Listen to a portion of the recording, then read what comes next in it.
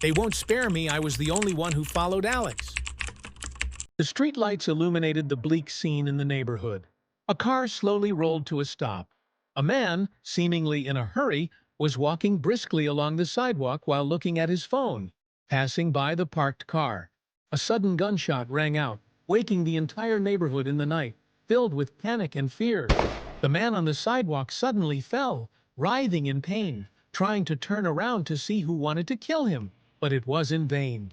A man, dressed in black and fully covered, stepped out of the car and walked over to his prey, firing another fatal shot into his heart, causing blood to splatter onto the assassin's coat.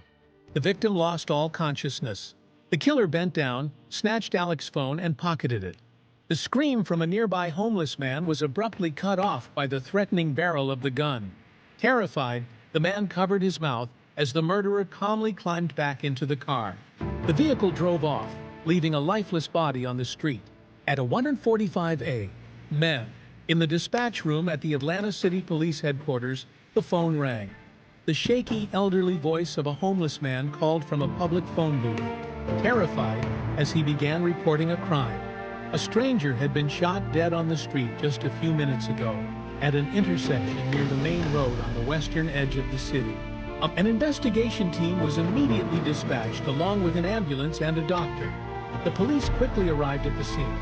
The injured man was still lying there at the scene. The doctor rushed down from the ambulance to check on the situation, but there was nothing they could do.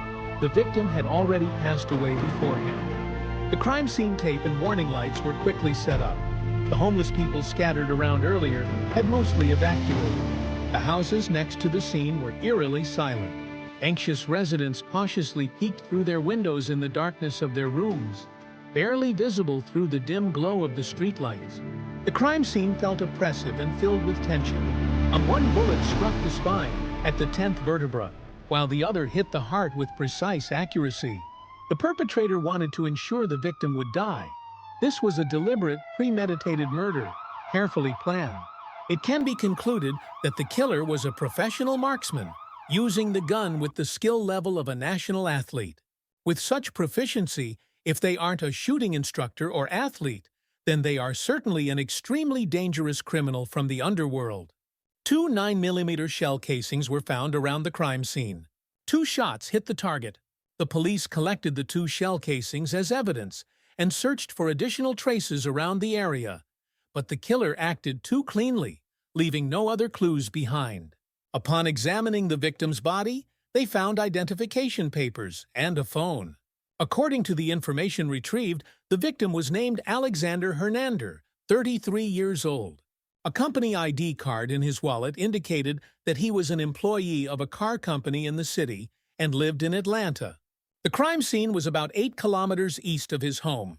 The question now is, what was he doing in such an unfamiliar and deserted neighborhood at this hour? Marcus Johnson and his partner, Lisa Moore, are the 2 detectives primarily responsible for the case. The phone found next to the body was handed over to Marcus. It was confirmed to be the victim's personal item and was unlocked with a fingerprint. The contact list and messages of the victim were checked one by one.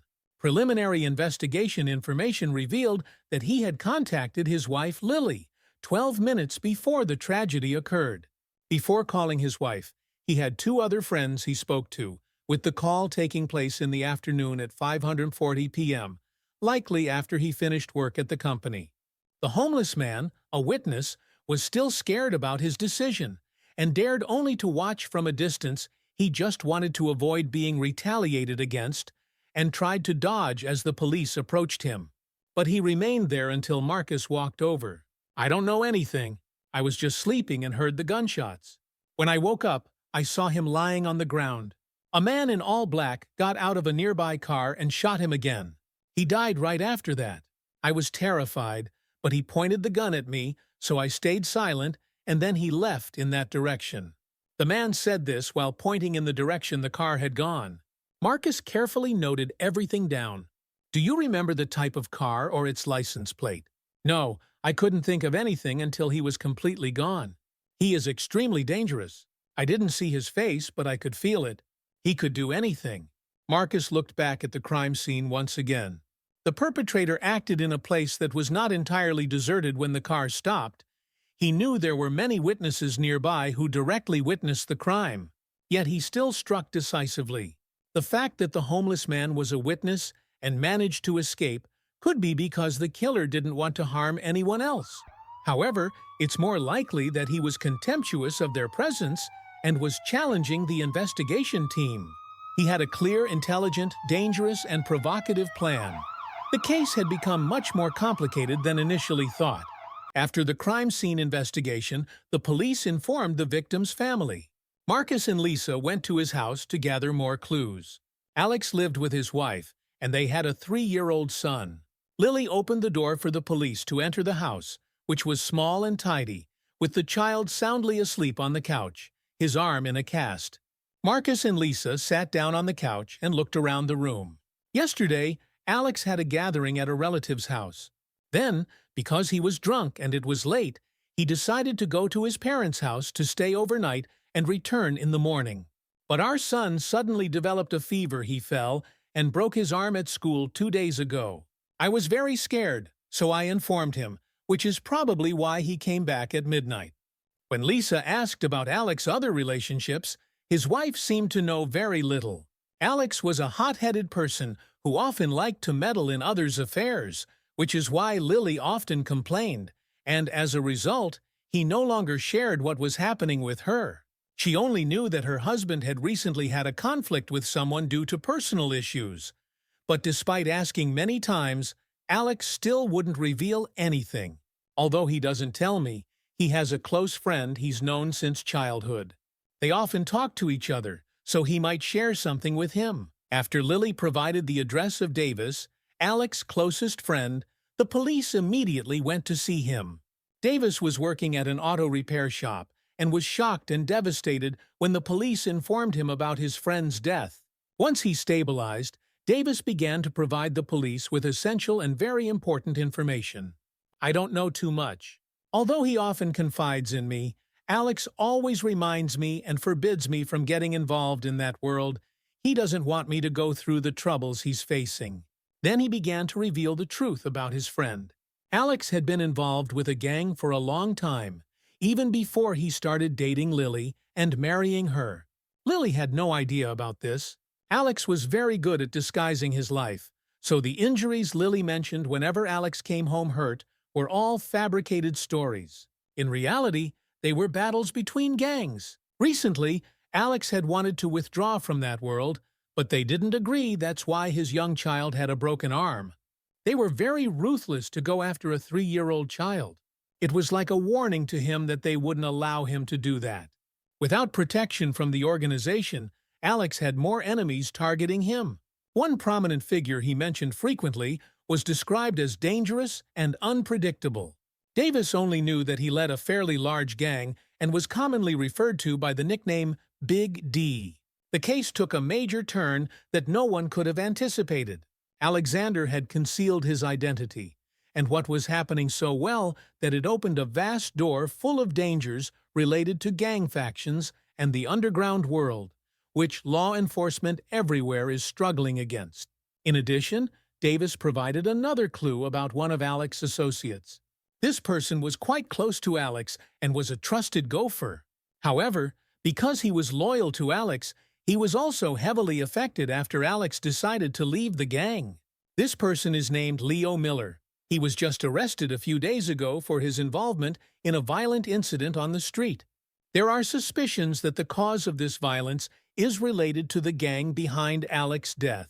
Immediately interrogate this individual. Leo Miller was brought into the interrogation room in a state of confusion. He had no idea what the police had discovered, and still tried to keep all his secrets until he heard about Alex's death.